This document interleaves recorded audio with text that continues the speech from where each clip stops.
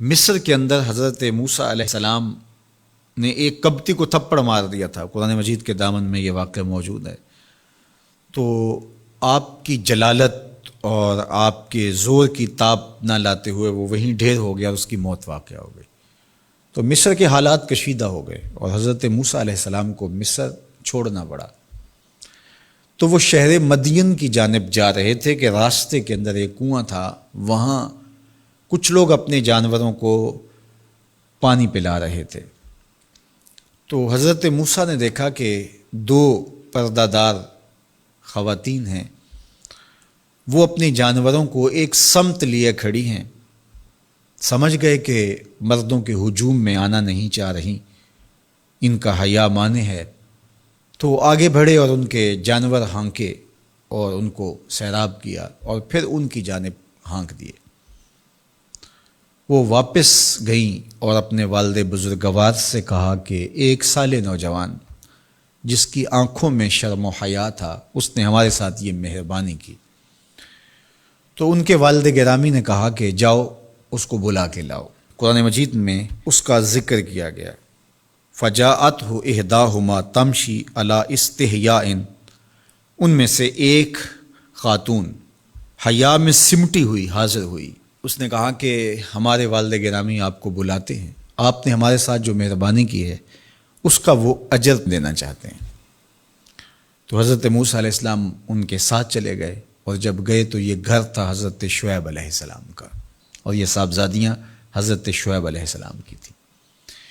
تو اس خاتون کا شرم و حیا کے ماحول میں حضرت موسیٰ علیہ السلام کو یہ کہنا اور چل کے اس انداز سے آنا، قرآن نے اس کی حکایت بیان کی ہے۔ تو خدا کو پسند ہے کوئی خاتون حیا کے ماحول میں آئے تو اللہ اس کی آمد کو اور اس کے آنے کو قرآن کا عنوان بنا دیتا ہے، اور قرآن کی حکایت بنا دیتا ہے کہ جو خاتون حیا کے جوہر کی مالکہ ہو وہ اللہ کو کتنی اچھی لگتی ہے۔ اللہ اکبر۔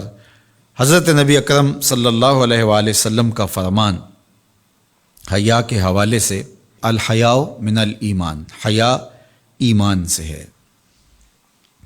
تو جتنے بھی ایماندار لوگ ہیں وہ پھر حیا کے جوہر سے مزین ہوں گے، مالا مال ہوں گے۔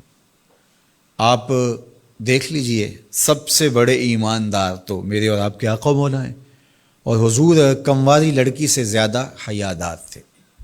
باقی حضور کے اصحاب دیکھ لیجئے، ان کا حیا، اور حضور کی ازواج مطہرات کا حیا دیکھیے۔ ام المومنین حضرت عائشہ رضی اللہ تعالی عنہا فرماتی ہیں کہ حضور کا جب وصال ہوا اور حضور میرے حجرے میں دفن ہوئے، تو میں جب حضور کی قبر انور پہ جاتی تو معمولی چادر اوڑھ کے چلی جاتی، اس خیال سے کہ میرے شوہر ہیں۔ پھر حضرت ابوبکر صدیق رضی اللہ تعالیٰ عنہ کا وصال ہوا تو وہ بھی ساتھ دفن ہو گئے، تو میں پھر بھی اسی حالت میں جاتی اور میں سوچتی کہ ایک میرا شوہر ہے اور دوسرا میرا والد ہے۔ کہا پھر حضرت عمر رضی اللہ تعالیٰ عنہ کا انتقال ہوا اور وہ بھی ساتھ مدفون ہوئے۔ تو حضرت ام المومنین فرماتی ہیں کہ اب جب میں جاتی تو میرا جانے کا انداز مختلف تھا۔ فواللہ ما دخلت الا وانا مشدودۃ علی ثیابی حیاء من عمر۔ کہا اب جب بھی میں جاتی تو خوب اوڑھنی اوڑھ کے اور چادر لے کے جاتی، مجھے عمر سے حیا آتی۔ یہ ام المومنین کا انداز زندگی ہے۔ مخدرات اسلام کو اس سے سیکھنا چاہیے۔ جو قبر میں دفن ہیں ان سے بھی یہ حیا کریں، جو مومنوں کی ماں بھی لگتی ہیں۔ اور آج یہ دلائل دیے جائیں کہ پردہ تو جناب دل کا ہوتا ہے، چہرے کا پردہ تو نہیں ہے۔ باقی کسی کو اپنی آنکھ میں شرم پیدا کرنی چاہیے۔ عورت کو کیا ضرورت ہے کہ وہ اپنے آپ کو ڈھانپ کے رکھے؟ اب ام المومنین کا عمل یہ ہے کہ فرماتی ہیں کہ میں اپنے آپ کو خوب سمیٹ کے جاتی حیاء من عمر۔ عمر قبر میں ہیں لیکن ام المومنین فرماتی ہیں مجھے پھر بھی حیا آتی۔